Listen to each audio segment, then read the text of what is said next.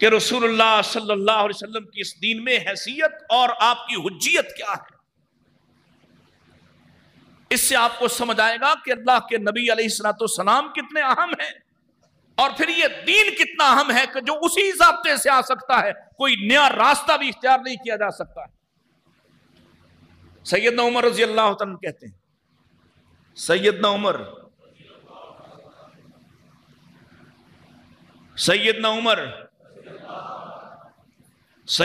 بن خطاب فرماتے ہیں ہم اللہ کے نبی علیہ السلام کے پاس بیٹھے تھے، اتنے میں ایک شخص آیا، کپڑے اس کے سفید ہیں، انتہائی سفید، اور بال اس کے انتہائی سیاہ ہیں،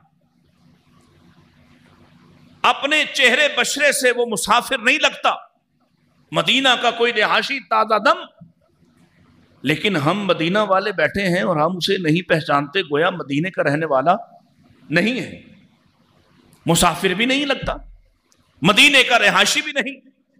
اس نے آ کے سلام کیا اور رسول اللہ صلی اللہ علیہ وسلم کے گھٹنوں سے گھٹنے ملا کر بیٹھ گیا۔ اب گھٹنے سے گھٹنے ملا کے تو اجنبی تو نہیں بیٹھتا، اتنا قریب ہو کے تو وہی بیٹھتا ہے جس کے ساتھ پہلے سے کوئی دوستی تعلق رشتہ ہو۔ صحابہ پریشان ہو رہے، آنے والے کی آنے کی کیفیت، پھر یہاں آیا اور گھٹنے سے گھٹنا ملا کر اتنا کلوز ہو کے بیٹھ گیا، پھر آپ سے سوال کرتا ہے، اور سوال اتنے عام اور بنیادی کرتا ہے جیسے دین کے بارے میں کچھ بھی نہیں جانتا۔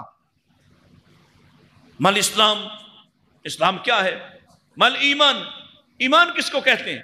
مل احسان، احسان کس چیز کا نام ہے؟ متی الساعہ، قیامت کب آئے گی؟ یہ چار بڑے سوال کیے۔ اللہ کے رسول جب جواب دیتے ہیں تو جواب سن کے کہتا ہے صدقتا، آپ سچ کہتے ہیں۔ سوال ایسے کرتا ہے جیسے جانتا کچھ نہیں، اور جب جواب ملتا ہے تو اللہ کے رسول کے جواب کی تصدیق ایسے کرتا ہے جیسے یہ جواب پہلے سے جانتا تھا، کیونکہ جواب جاننے کے بعد ہی کوئی کسی کی تصدیق کر سکتا ہے۔ یہ سوال جواب ہوئے سے صحابی پریشان ہو رہے ہیں، اس آنے والے کے آنے کی کیفیت، اس کے لباس، اس کے چہرے بشرے، اس کے سوالوں کی تصدیق، سارا معاملہ ہی عجیب و غریب۔ اللہ کے رسول کی بات چیت مکمل ہوئی، وہ شخص اٹھا اور چلا گیا۔ پیارے نبی پوچھتے ہیں جانتے ہو یہ کون تھا؟ صحابہ کہتے ہیں اللہ کے رسول ہم تو الجھے ہوئے، ہمیں تو کچھ سمجھ نہیں آئی، اللہ و رسول عالم، اللہ رسول ہی بہتر جانتے ہیں۔ فرمایا ذاک جبریل، یہ جبریل تھے، اتاکم لیعلمکم دینکم، آئے تھے تمہیں تمہارا دین سکھانے۔ حدیث مکمل ہو گئی۔ میں آپ سے پوچھتا ہوں، جبریل اللہ کے نبی پر دین لاتا ہے، تمام صحابہ کو پتا تھا یا نہیں؟ پتا تھا۔ جبریل انسانی شکل میں بھی آتا ہے، یہ بھی صحابہ کو پتا تھا۔ تو آپ نے جبریل کے جانے کے بعد جو تعارف کروایا ہے کہ یہ جبریل تھے جو آئے تھے دین سکھانے، وہ تعارف آپ آنے سے پہلے کروا، جیسے ہی آتے تو لوگ پریشان حیران ہو کے دیکھتے تو کہتے کہ یہ جبریل ہے اور یہ آج تمہیں دین سکھانے آئے ہیں، دین لے کر آنے والے ہی جبریل ہیں۔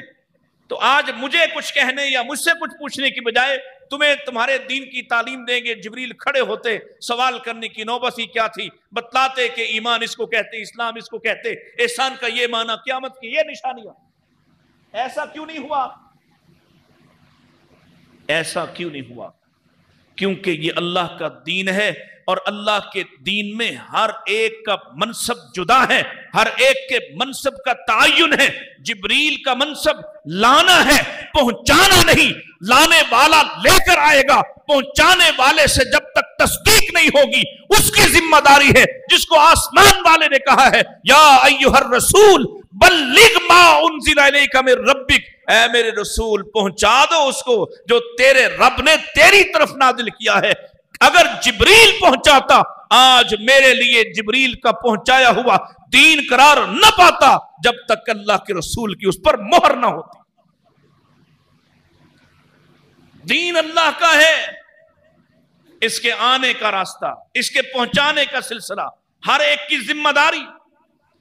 यहां जिसका दिल चाहे वो इमाम बन बैठे, जिसका दिल चाहे वो नई सुन्नत करार दे दे, जिसका दिल चाहे नया सिलसिला कायम कर ले। ऐसे तो नहीं होगा, ऐसे नहीं होगा। और ऐसे होगा तो फिर अल्लाह के सामने जवाबदेह होना पड़ेगा और वहां जाके पूछा जाएगा ये कौन है। आगे सारे मरहले क्रॉस करके यहां हौज़े कौसर तक पहुंचे हैं। नबी पाक इनका इस्तेकबाल करने के लिए आगे खुद फरमाया मैं इस्तेकबाल करने के लिए आगे बढ़ूंगा, और मुझसे कहा जाएगा रुक जाइए, आपके सामने दीवार या जिब्रील खड़े हो जाएंगे। और मैं कहूंगा मेरे ही लगते हैं, शक्लें तो मेरे वालों की हैं, आज़ा तो चमक रहे हैं। उस वक्त मुझसे कहा जाएगा आप नहीं जानते, ये आपके बाद वो बदबख्त हैं जिन्होंने आपके पहुंचाए हुए पर यकीन नहीं किया। इन्होंने अपनी मर्जी का रास्ता निकाला, अपनी मर्जी का सिलसिला शुरू किया।